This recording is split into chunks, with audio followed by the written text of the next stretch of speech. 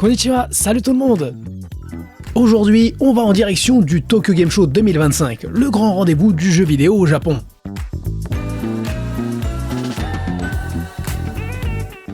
Pour cette vidéo, je vous propose une visite générale pour vous montrer l'ambiance et les tendances de l'édition 2025, tout en vous partageant mes premiers ressentis. Si vous me suivez depuis longtemps, vous savez que j'ai tendance à présenter le Tokyo Game Show stand par stand. Mais cette fois-ci, on va commencer par un tour global, parce que le salon est en train de changer et ça vaut le coup de le montrer. Et puis surtout, j'ai envie de vous partager au plus vite les belles images qu'on a pu tourner, et vous plonger sans attendre dans cette immense matsuri du jeu vidéo.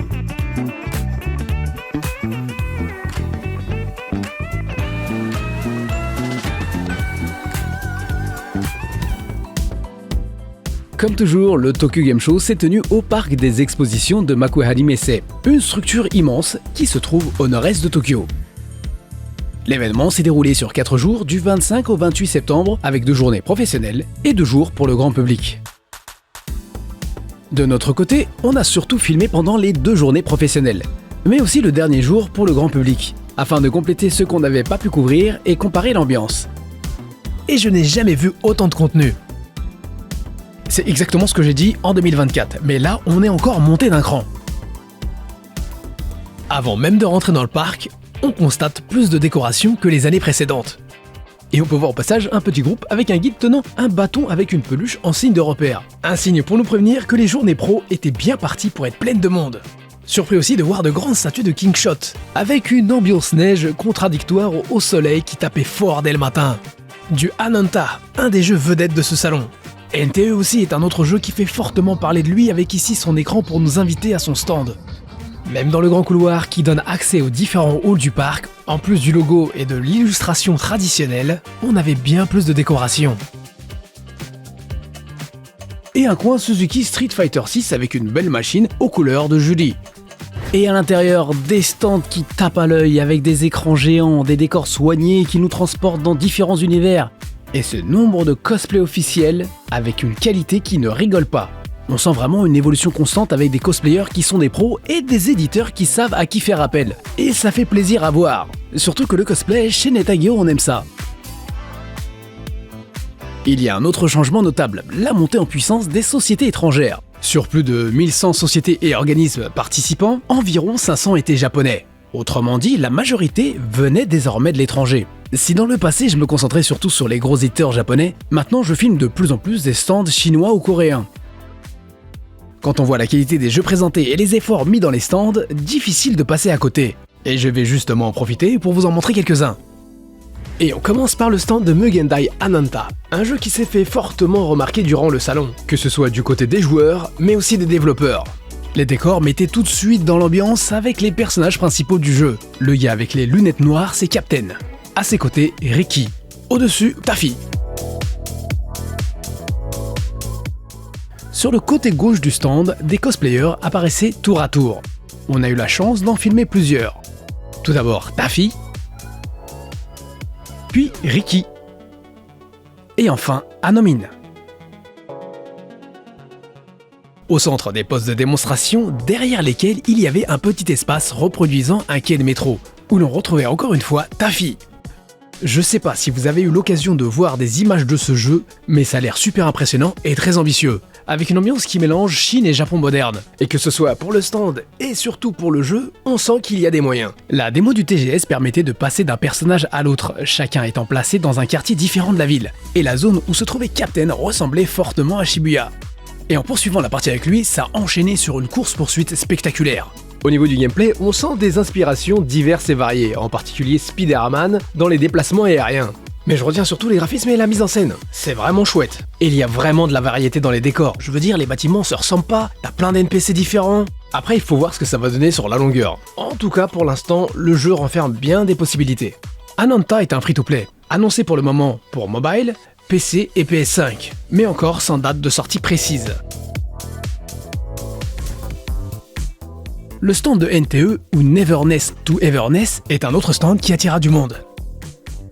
Car NTE est un open world prometteur développé sur Unreal Engine 5 par Ota Studio, le même studio à l'origine de Tower of Fantasy. NTE semble proposer une grande liberté d'action. Et là encore, une impressionnante variété dans les décors et la qualité des graphismes avec une touche animée. C'est aussi un free-to-play qui devrait sortir sur mobile, PC et console. Et sur le stand, on retrouvait de jolis cosplays des personnages du jeu. Moi, c'est surtout la souris suspendue qui m'intrigue. Elle me fait penser à Mappy, un jeu d'arcade de Namco sorti en 1983 avec une petite souris policière poursuivie par des chats.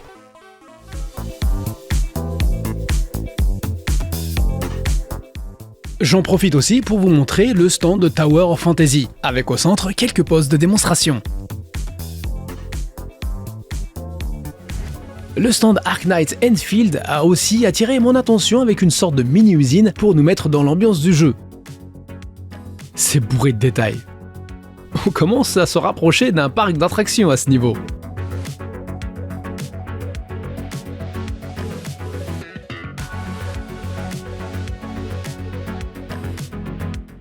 Au centre du stand, une scène avec de magnifiques cosplays.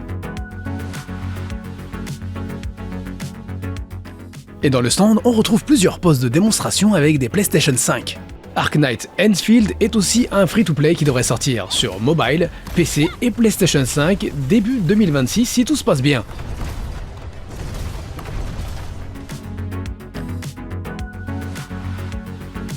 Le stand de Mecha Break aussi, avec en son centre un podium où défilaient des cosplayers. On avait des layers là, il y en avait dans le fond, devant, avec un grand robot que tu pouvais pas louper. Et je sais, certaines combinaisons des cosplayeuses sont familières. D'ailleurs, le design de certains mechas de ce jeu m'est aussi familier. Ça fait plus ou moins penser à Gundam, ce qui n'est pas une mauvaise chose. Et j'ai tilté aussi sur le coin où on pouvait essayer le jeu sur un siège monté sur vérin. J'ai pas eu l'occasion de tester ce truc, mais vu le dynamisme du jeu, après une session, je suis pas sûr de rester frais. Sur la partie gauche du stand, il y avait un espace où on pouvait prendre en photo des cosplayeuses. La partie arrière contenait les machines pour tester le jeu. Si ce Mecha Break vous intéresse, il est disponible sur mobile et PC. Et il devrait normalement aussi sortir sur PlayStation 5. Et oui, c'est un autre free-to-play.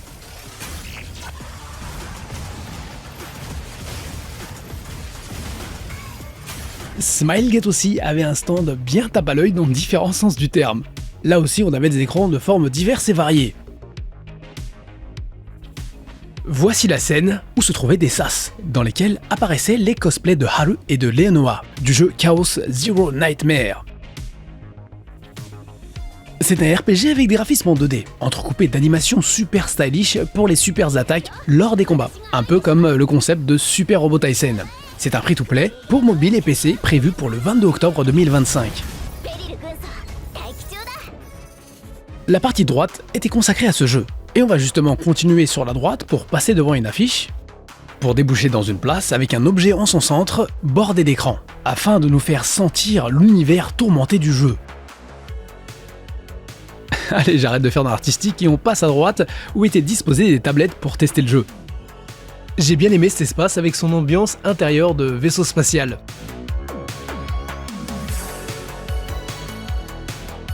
Et après avoir testé le jeu, on pouvait participer à un système de gacha en utilisant une manivelle directement incrustée au mur. Et derrière ce mur, il y a une belle illustration et on peut voir dans la partie supérieure d'où proviennent les capsules.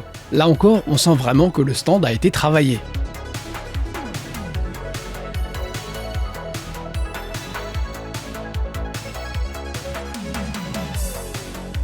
On revient sur la partie gauche du stand où mes yeux ont été capturés par l'énorme pilier formé d'écran, où les héroïnes du jeu Mileshi Invisible Future défilaient.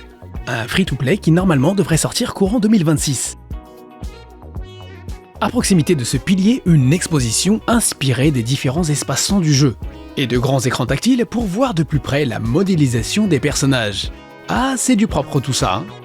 Le stand se prolongeait sur un dédale de murs illustrés, en sortie duquel se trouvaient les machines pour tester le jeu. Oui, car ce dédale permettait aux gens d'attendre avant de tester le jeu. Là encore, c'est bien pensé. Et à proximité de la zone pour tester le jeu, il y avait un petit espace où ils exposaient des goodies. Et on continue avec un stand renommé pour se faire remarquer avec des jolies filles, le stand de Level Infinite, qui cette année avait un espace Monster Hunter Outlanders, un nouveau Monster Hunter pour mobile développé par Timmy Studios Group, sous la licence de Capcom bien sûr. Un peu de cosplay au passage. Le stand comportait aussi un espace Delta Force qui exposait des armes et qui permettait de tester le jeu. Un coin Exoborn et un coin Path of Exile, pas rassurant, avec des lumières rouges dans la zone pour tester le jeu. Et enfin, ce qui est sûrement l'attraction principale du stand de Level Infinite, la zone Goddess of War Nikke. Avec cette année encore, les vitrines à l'image du système de gacha du jeu, où des personnages apparaissent de façon aléatoire. Et pour activer ce gacha, il faut appuyer sur le bouton qui se trouve au centre devant les vitrines. Ce coin attire vraiment beaucoup de monde. Alors quand tous les cosplayers se réunissent sur la scène du stand, c'est la guerre. Quelle galère à filmer, sérieusement on se bat pour vous ramener ces images. Allez, on reste dans les jeux avec des jolies filles, avec le stand de Star Savior. Une fois de plus, un joli stand avec en son centre un espace reproduisant l'univers du jeu. Et bien sûr des cosplayeuses. Attendez là, depuis le début de la vidéo, je sais pas combien de fois j'ai dit cosplay. Je suis en train sérieusement de me demander si notre vidéo est pas en train de se transformer en spécial cosplay. Rassurez-vous, c'est pas mon intention, c'est juste la tendance du salon. Star Savior est un RPG free-to-play pour mobile et PC, qui me fait un peu penser à Persona 5 dans la mise en scène. Et ça continue avec le stand Chasing Keledo Rider, un autre stand bien flashy pour ce RPG qui mélange Bekan et Bishoujo, et dont la date de sortie reste un mystère. Et sur ce stand, une habile façon de mettre en avant leurs personnages avec du cosplay pour le plus grand plaisir des fans. Mais on en reparlera plus tard dans la vidéo. Allez, changeons un peu d'ambiance pour du médiéval fantastique avec le stand de Pearl Abyss. Un stand impressionnant, avec ses piliers et sa grande porte débouchant sur un nombre impressionnant de postes pour tester Crimson Desert. Un jeu graphiquement assez bluffant, prévu pour mars 2026. Et regardez-moi ce stand de Sword of Justice en forme de palais, avec de belles danseuses en son centre. Franchement, quelle ambiance! Sword of Justice semble être un titre attendu qui devrait sortir fin novembre sur mobile et PC. Encore de la fantasy, un genre dont je raffole, avec le stand de Azure Promilia, qui nous accueille avec de ravissantes cosplayeuses issues du monde du jeu. On est aussi tombé sur un K-Bird qui était fortement attiré par la caméra. Azure Promilia est un open world avec un caractère design que j'aime bien, assez kawaii, avec de jolis graphismes colorés, ce qui n'est pas sans me rappeler Genshin. Et on pouvait apprécier le caractère design du jeu avec toutes les belles illustrations qui décoraient le stand, et aussi avec les tenues des cosplayeuses. Azure Promilia devrait sortir sur mobile, PC et PlayStation 5, mais je sais pas quand. En termes d'action RPG au style très animé, on peut citer Limit Zero Breakers, avec son stand orné de larges bandes d'écran. Un jeu développé par Vic Game Studios et publié par NCSoft Corporation, en partenariat avec Kadokawa, le géant japonais de l'édition, ainsi que les studios Mappa, à qui l'on doit des animés tels que Jujutsu Kaisen ou la saison finale de l'Attaque des Titans. Donc une collaboration entre la Corée du Sud et le Japon. Ce jeu fut tout d'abord annoncé sous le nom de Breakers Unlock the World, et c'est d'ailleurs encore sous ce nom qu'il fut présenté lors du Tokyo Game Show 2023 et 2024. Autant dire que le projet se fait attendre. Ah, ils doivent le préparer soigneusement, que ce soit en termes de gameplay ou dans les séquences animées qui viendront illustrer l'aventure. Le jeu est toujours en développement avec une sortie prévue pour 2026 sur mobile et PC.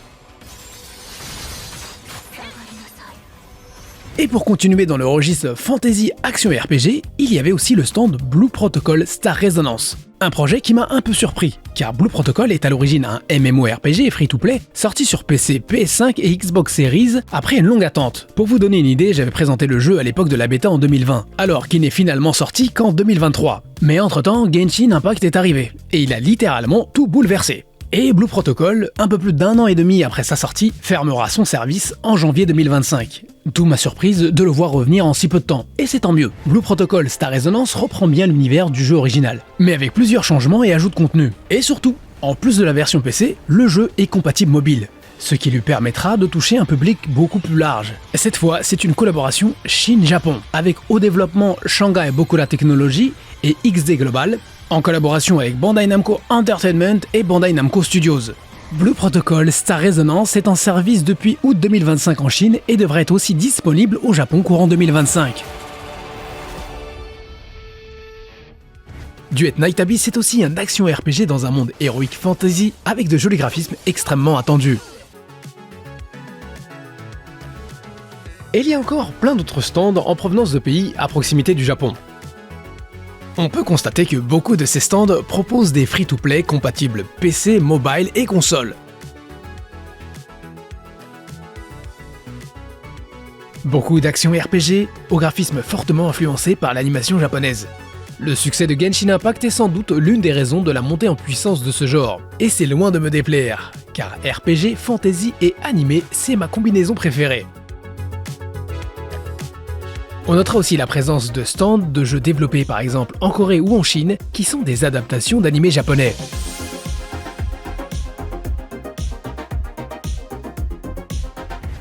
Il n'y a pas que l'Asie. Comme vous pouvez l'imaginer, il y a bien d'autres stands venant d'un peu partout dans le monde. Par exemple, le stand de Battlefield était impressionnant. Ils ont été nous mettre un hélicoptère en suspens. Et un char qui s'est planté dans un mur, va savoir comment.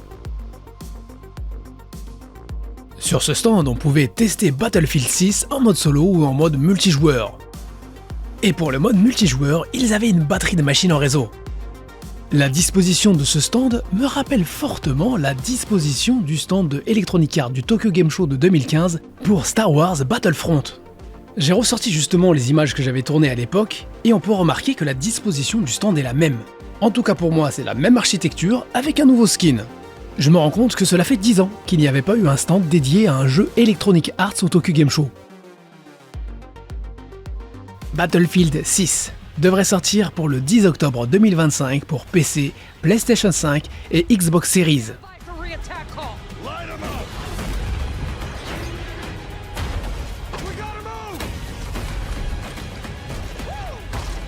Et pour rester dans les FPS, il y a le stand de Riot Games, mettant en avant le fameux Valorant. Il y avait vraiment une énorme file d'attente derrière le stand. Les grands du jeu vidéo japonais avaient aussi des stands impressionnants. Capcom avait sans conteste le plus grand stand du salon. Non mais sérieusement, tous ces stands c'est un coup à ne plus savoir où donner de la tête. Et pour moi, à ne plus savoir quoi et comment vous le mettre en image. Déjà en 2024, le TGS avait battu un record avec 985 sociétés et organismes participants, avec une surface totale de stands dépassant les 29 000 m², soit l'équivalent de plus de 4 terrains de football. Non mais vous imaginez plus de 4 terrains de football? Et ce sans espace, c'est vraiment la surface en collant tous les stands. Mais en 2025, on est monté à 1136 sociétés et organismes participants, avec plus de 37 200 m² de surface prise par les stands, soit plus de 5 terrains de football. Le problème, c'est que la surface du parc reste la même. Résultat, la circulation devient beaucoup plus difficile car il y a moins d'espace entre les stands. Et même si cette année, il y a eu un peu moins de visiteurs au total, 263 101 contre 274 739 en 2024. L'impression sur place est celle d'un embouteillage permanent. Rien que sur les 2 journées pro, on a dépassé les 100 000 visiteurs. Pour nous qui devons filmer et tester les jeux, ça rend le travail beaucoup plus compliqué. Alors les journées grand public, avec environ 160 000 visiteurs, c'est bien pire évidemment. Même 1 heure avant l'ouverture du salon, dès la gare, c'était plein de monde. À mon avis, avec ce manque d'espace combiné au nombre croissant de visiteurs, le TGS arrive clairement à un point de rupture. Que ce soit pour les exposants, la presse et les visiteurs, ça devient difficile. Je pense que les organisateurs du salon sont conscients du problème. Ils ont d'ailleurs annoncé que le prochain TGS aura lieu sur 5 jours au lieu de 4. Je suis pas sûr que ça plaise à tous les exposants, parce que cela représente un investissement supplémentaire. J'espère tout de même que cela permettra d'avoir moins de monde les journées professionnelles, sans y croire vraiment. Et je suis vraiment étonné par la densité des visiteurs pendant les journées professionnelles.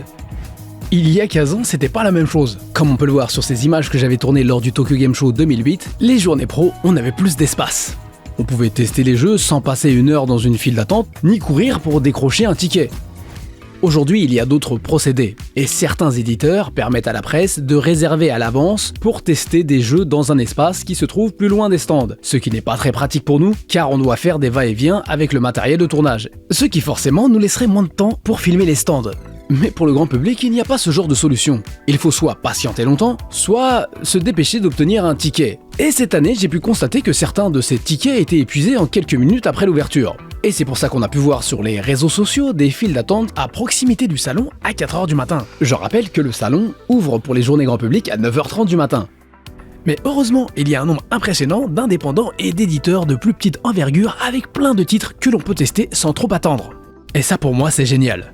Que ce soit le coin des partenaires de Sega, de Konami, le stand d'Apinet, de City Connection, Inti Create, Success et bien d'autres.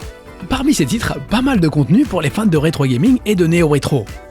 Il y a aussi des fabricants, comme Tasset Denki, dont j'ai présenté le Ligun récemment, ou Zuiki, dont j'ai parlé avec le X68000Z. Et cette année encore, ils sont venus avec des prototypes et des projets intéressants que j'espère vous présenter prochainement. Et n'oublions pas tous les fabricants d'accessoires pour le jeu vidéo. Pour moi, cet événement, c'est aussi l'occasion de parler avec les créateurs de jeux vidéo. Ça me permet de vous transmettre plus d'informations dans mes vidéos, et parfois quelques anecdotes. Et on ne peut pas parler de Tokyo Game Show sans parler de goodies. Une facette du salon qui attire énormément de visiteurs. Là encore, je constate un changement avec une explosion du nombre de stands, ce qui laisse moins de place pour exposer les produits, et je trouve ça un peu dommage. À la place, on a souvent des panneaux présentant une liste de produits que l'on choisit avant de passer à des batteries de caisses pour éviter de faire attendre les acheteurs. Mais il reste aussi encore des stands qui exposent joliment, comme par exemple chez Kojima Productions. Et pour continuer dans les goodies, j'ai remarqué que de plus en plus de stands offrent des petits cadeaux après avoir testé un jeu. Depuis quelques années, je constate que ce phénomène s'accentue. Mais alors là, il y en avait tellement que ça va être compliqué de tout vous montrer dans nos vidéos dédiées aux stands. Il est évident que le Tokyo Game Show a de plus en plus de succès. Et ce n'est plus vraiment un endroit où l'on peut tester une multitude de gros titres à venir. Et il vaut mieux choisir un ou deux jeux phares et s'y concentrer. Mais il existe plein d'autres façons d'apprécier ce salon. Déambuler pour apprécier le paysage formé par tous ces jolis stands. Profiter des expositions. Faire le plein de goodies avec parfois des produits exclusifs au Tokyo Game Show. Rencontrer des cosplayers et surtout des cosplayeuses qui sont de vraies stars. Je pense par exemple au stand de Kaleido Rider. Après avoir fait la queue, lorsqu'on appuie sur un bouton, un personnage apparaît, vient te prendre la main pour t'offrir un goodies, et puis ensuite tu peux prendre un chéquier avec. Franchement, si t'es fan, ce n'est pas désagréable. Moi j'étais super content de me retrouver dans une reproduction de la taverne de Wizardry Daphné, parce que je suis un petit fan de la série Wizardry auquel je joue depuis longtemps. Et avec un peu de chance, on peut aussi croiser des influenceurs connus. Et surtout, assister à des talk-shows de créateurs de jeux et de seiyuu. Et au final, c'est surtout l'occasion de découvrir un grand nombre de jeux, même si on peut pas tous les essayer. Le gros problème, ça reste la foule, avec des embouteillages constants, comme je l'ai dit plus tôt, qui rendent la circulation très difficile. Mais à part ça, quel plaisir de voir un Tokyo Game Show en pleine forme avec autant de contenu. Et j'ai tellement de choses à vous montrer car on a fait le tour de plein de stands. Que ce soit Sega, Konami, Capcom, Bandai Namco, Square Enix, Koei Tecmo et tout un tas d'autres stands. Croyez-moi, la liste est longue. Et il y a énormément à partager avec vous. J'espère vraiment que ce premier tour du salon vous a plu. Si oui, abonnez-vous, c'est important, ça vous coûte rien, mais pour nous, ça fait la différence. Et n'hésitez pas à partager nos vidéos, car comme vous pouvez l'imaginer, il y a un travail de malade derrière. Sur ce, je repars travailler sur d'autres vidéos et je vous fais de gros bisous. Sayonara.